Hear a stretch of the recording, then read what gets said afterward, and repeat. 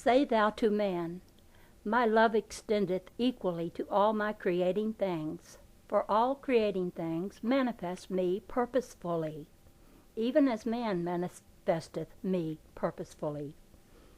The pulse beat of man, the tiger in the jungle, the insect under rotting bark of tree, the elephant and winged creatures of the skies, and countless fishes of the seas, are one.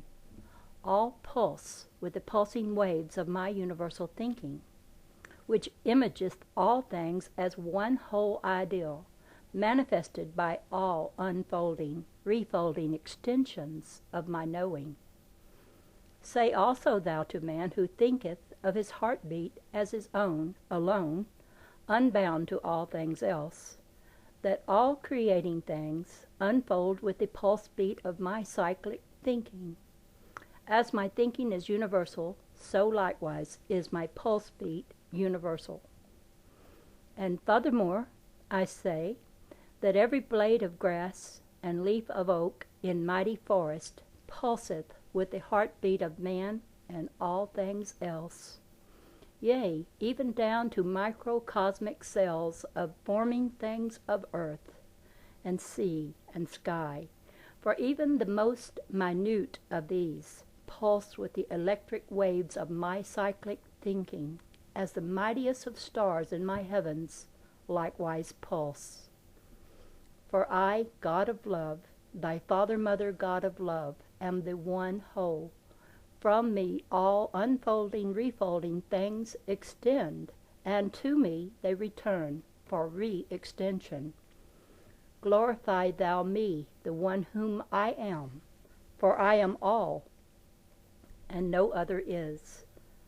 I, the undivided, sexless one, am unity. What I am, thou art, for thou art me. Glorify thou thyself, for in so doing thou art glorifying me. I, the one whole, am knowing mind. My thinking is expressed in light waves of my knowing, but my thinking is not me. I am creator, creating with my thinking. Out of my light of knowing, my two lights of thinking are born, as sexed pairs of opposites, for repetition as sexed pairs of opposites. Mind thinketh alone what mind knoweth. Mind existeth to think, knowing, into forms of mind imagining. To think is to create. I create with light. Nothing is which is not light. I, with man, am creating man in my image. What I am, man is. I am light, man is light. I think, and all things in my universe appear in the images of my thinking. I think man, and man appeareth in the image of my thinking. Man thinketh man, and man appeareth in the image of man's thinking. Man's thinking is my thinking. Man's knowing is my knowing. I think ideal. The light of my knowing registereth my ideal in the two sexed lights of my thinking, and form is born in the image of my thinking. Form has no existence, nor have my imaginings. These exist not, for they are not me. I alone exist, I, the all. I create my imaged body with the inbreathing of my pulsing universe of me. Likewise I void it with my outbreathing, to again create it. My universe is my image, but my image is not me. All things are created in my image, but they are not me, even though I am in them, and they in me. All things go and come from my divided thinking. All things go from very heart of me into my imaged universe, and when they disappear from there, I also take them back to very heart of me. Know thou that all creating things are resurrected things, again manifesting life of me through my divided thinking. Man divideth his thinking in manifesting me. The body of man sleepeth, that it may awaken in me to manifest me. The body of man dieth, that it may be resurrected in me to manifest me. The body of man disappeareth, that it may reappear to manifest me.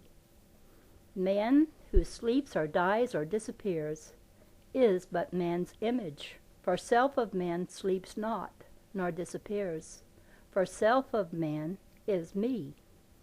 Again I say that I am one, and man is one in me, when he knoweth that I am he.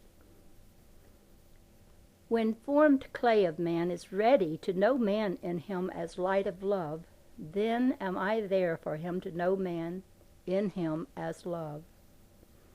I am as the silent harp of many strings is to man who heareth not the rhythms of beauty in the silence of the unsounding harp. Man may as well deny the harp, which he cannot hear with ears of earth, as to deny me, because he cannot see me, nor hear my voice. Man forgetteth that the sounds of his voice, which others hear, are not his knowing. They but express his silent knowing in words which they can hear. But the sounds of words which emanate from him are not his knowing, nor are they him. Likewise, sounds which springeth from the silence of my knowing throughout my universe are not my knowing, nor are they me. They are the voice of my electric body whispering to man in my still light from which they sprang. Wherefore then doth man believe on man, whom he cannot see nor hear, save through the clade form of his electric body and its varied sounds, and believe not upon me, whose universal voice he heareth in wind and wave, and in whisperings of my body's earths and suns. Yea, and he can see my electric body as plainly as he seeth man's. Verily I say, man is not now so bound to body sensing as in the early days of his unfolding. Man alone of all my creating things has begun to hear my whisperings. Since his beginning, my still small voice has whispered within him that I am he and he me. But even now, barbaric man in his small new world heareth dully, and maketh idols which he treasureth before me. For he is still new, he is still but in the ferment of his early brewing. For I say that all things which flow from life of me have life of me flowing through them, even to the least of these. But I say that even though my light of immortal life floweth through these mortal symbols of my thinking, it does not touch them in its passing. When they shall know the light of me in them, then shall they be me, and I them. When they shall know light and love as one, they shall then know that love in them is the still fulcrum of their power to express love through sensed action. Their sensed actions shall then be balanced in the silence and the stillness of the light which is their fulcrum. From the fulcrum of my still light of knowing, man must extend his power for imaging and for giving form to his imaging, even as I, creator of all, likewise extend my power of knowing through the lever of my thinking to give form to my imagining. Wherefore I say to thee, exalt thou thyself beyond thy sensing. Know me as fulcrum of thy thinking. Be me as deep well of thy knowing. For I say that man who senseth but clay of earth in him is bound to earth as clayed image of his earth, clayed images of my imagining, who know not me in them, are but dwellers of earth's dark. To sensed man, the doors of my kingdom are self-barred by darkness, until the light of me in him is known by him as me.